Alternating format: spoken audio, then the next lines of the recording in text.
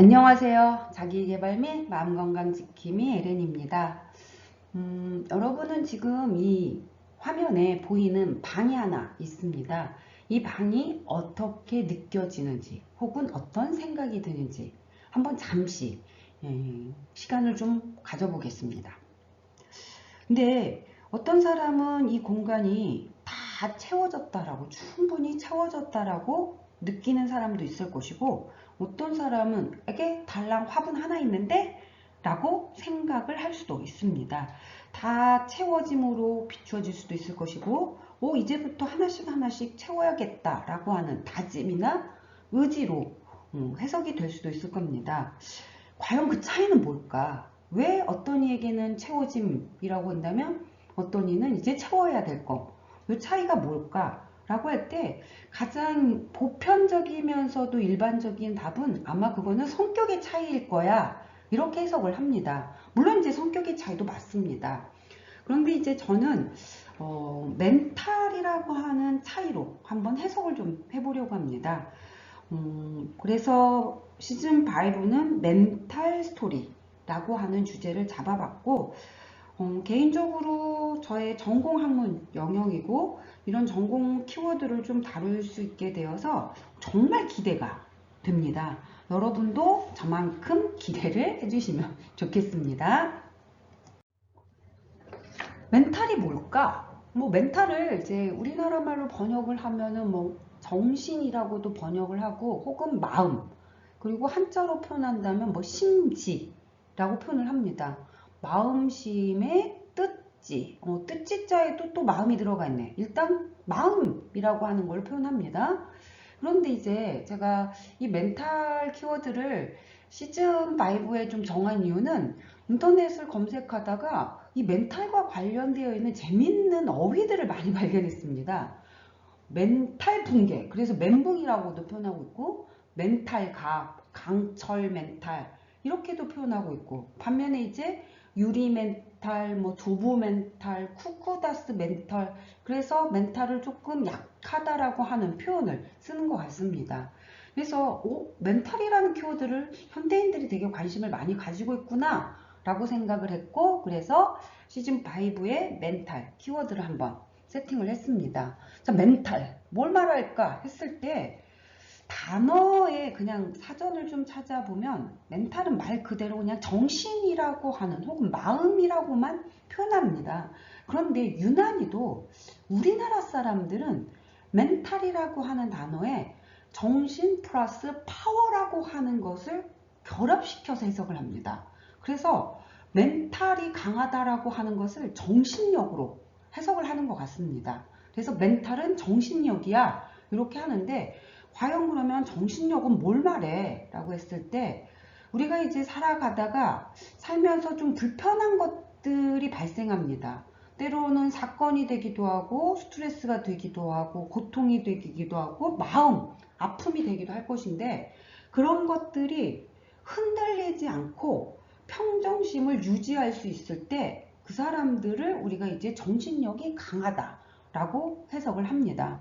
물론 맞습니다.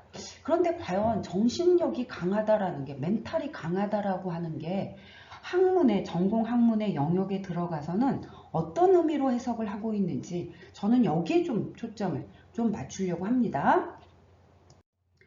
일단 이제 제가 첫 주제로서 정신건강, 멘탈 시리즈 첫 주제로 정신건강을 좀 잡았는데, 정신건강은 뭘 말하는 걸까? 라고 할 때 말 그대로 이제 나의 정신이 건강하다라는 거, 신체 몸이 건강한 것처럼 마음도 건강하다 이렇게 해석을 할 수 있습니다.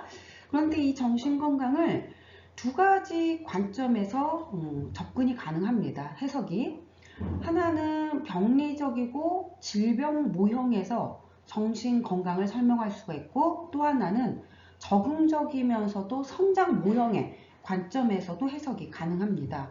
과거에는 좀 더 병리적이고 질병 모형 쪽으로 좀 해석을 했다면 2000년도 넘어오면서부터는 좀 적응적이고 성장 모형 쪽으로 좀 이동을 하고 있는 추세인 것 같습니다. 그렇다고 병리적이고 질병 모형이 사라진 건 아닙니다. 과연 병리적인 질병 모형은 정신건강을 어떻게 해석하고 있고 적응적이면서도 성장 모형에서 정신건강은 어떻게 해석을 하고 있는지 좀 자세하게 살펴볼 겁니다. 일단 첫 번째로 병리적인 관점에서 질병 모형은 과연 정신건강을 어떻게 해석하느냐라고 했을 때 병이 없는 상태야, 말 그대로. 그러니까 마음에 병이 있는 것이고 그 마음에 병이 없는 상태, 그거를 정신건강이다라고 표현합니다. 자, 그럼 마음의 병은 어떤 것들이 있을까 하게 되면 디프레션, 우울이라고 하는 거, ADHD, 뭐 불안, 섭식장애, 중독, 심하게는 뭐 이제 강박장애, PTSD, 품행장애, 뭐 그리고 제가 데리고 다니는 6사람이 보이는 병, 조현병, 정신분열, 이런 것들을 우리가 이제 병이 있다라고 해. 근데 이런 병들이 치료가 되어서 사라진 상태, 그게 건강한 거야 라고 바라보는 게 바로 이제 병리적인 질병 모형입니다. 우리 이제 중고등학교 때 혹시 수학 시간에 기억을 한번 더듬어 보시면 정규분포 곡선이라고 하는, 정상분포 곡선이라고 하는 게 있었습니다. 정규분포 곡선의 가장 가운데 높은 지점을 우리가 이제 0이라고 표현을 하고 왼쪽을 마이너스, 그리고 오른쪽을 플러스라고 합니다. 자, 아프다라는 건 마이너스 상태에 있는 거야. 아프다라는 건. 그래서 이 마이너스 상태를 야 0으로 갖고 와. 아프지 않게 만들어줘. 그게 건강한 거야. 그게. 그런 관점을 우리가 이제 정신건강의 관점이라고 볼 수가 있습니다. 그래서 이 병리적인 질병 모형의 관점에서는 주로 관심을 갖는 게 정신병에 관심을 가질 수밖에 없습니다. 정신질환이라든지 정신장애라든지 이런 병에 관심을 갖게 되는 것이고, 이런 병들이 구체적으로 무엇인지를 알아야 그 병을 치료할 수 있다라고 바라보는 관점입니다. 그런데 간혹 우리가 현대인들 정신병 늘고 있다. 가끔 이제 우리가 헤드라인에 기사를 보게 되면 이런 타이틀이 뜨는데, 과거의 정신병이나 지금 정신병이나 그렇게 정신병은 늘어나진 않습니다. 좀 더 쉽게 표현하면 언덕 위에 하얀 집에 입원하는 환자 수는 과거나 지금이나 별반 그렇게 크게 늘어나진 않습니다.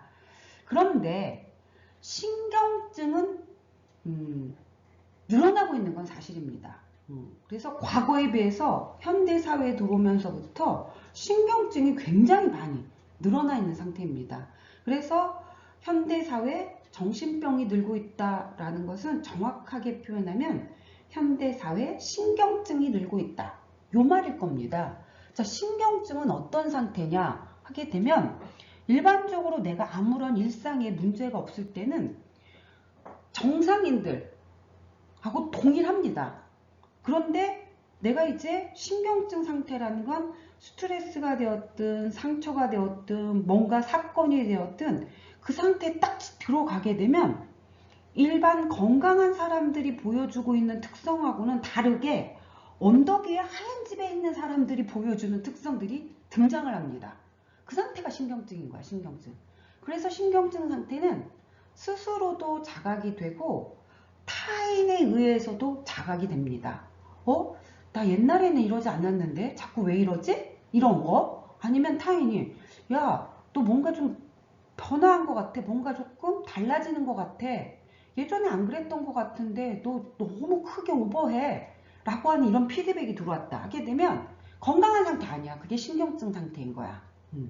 그래서 신경증은 본인 스스로도 자각이 되거나 혹은 타인에 의해서 피드백이 들어오기 때문에 절대 그 신호 무시하지 마시기 바랍니다. 왜?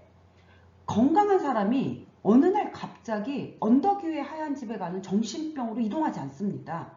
건강한 사람이 신경증 상태에 왔다가 신경증을 그대로 방임해버리면, 방치해버리게 되면 그게 건강함으로 회복되지 않고 그게 이제 정신병으로 이동을 할 수밖에 없습니다.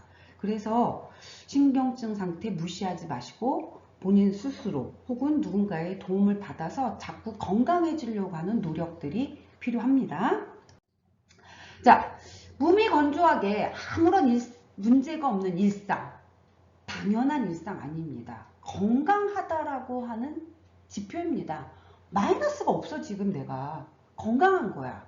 그래서 그 반복되는 몸이 건조한 일상을 당연함으로 치부하지 마시고, 아, 이것도 정말 건강한 거구나 라고 하는 걸로 유지하는 것도 행복하다, 건강하다, 이런 식의 해석이 좀 필요한 것 같습니다.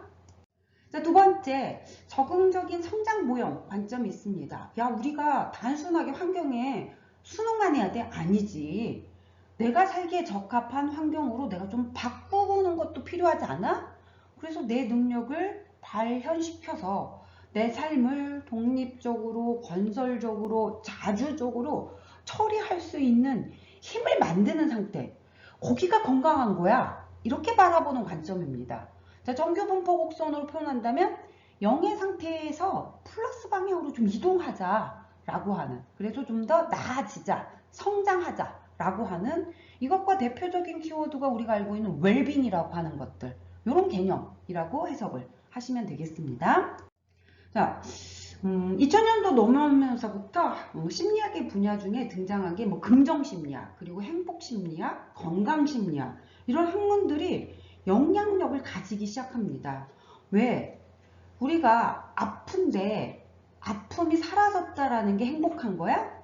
아니다라는 거. 그냥 아팠다가 아픔이 사라진 거는 영의 상태가 되는 것이고, 영의 상태에 머물러 있지 말고 플러스 방향으로 이동해.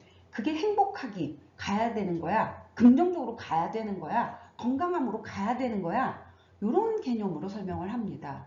실질적으로 본인의 삶을 활기차게 산 수녀님들의 90%, 반면에 이제 몸이 건조하게 산 수녀님들의 37%만이 수명이 85세까지 살았다라는 연구 결과도 있습니다. 자, 이왕이면 활기차게 내 삶을 살아주면은 85세까지 건강하게 살 수 있다면 좀 더 내 삶을 활기차게 만들어주자라고 하는 부분입니다. 그래서 부정적인 정서를 사라지게끔 만드는 것에 초점을 더 벗어나서 긍정적인 정서로 이동하게끔 만들어주는 것. 물론 우리가 부정적인 정서에서 영의 상태에 오는 것도 굉장히 노력이 필요합니다. 그런데 0에서 긍정적인 정서 상태로 이동하는 그런 노력도 좀 해야 진짜로 건강한다, 성장한다, 이런 개념으로 해석을 하는 게 바로 이제 성장 모형이라고 볼 수 있습니다. 자, 여러분들은 정신건강을 병리적인 질병 모형에서 좀 더 해석을 하고 계시는지, 아니면 적응적인 성장 모형이 더 매력적이신지, 어떤 쪽이 좀 더 매력적인지 한번 생각을 해보시면 좋겠고, 저는 일단 병리적인 질병 모형에서부터 좀 출발을 해보려고 합니다.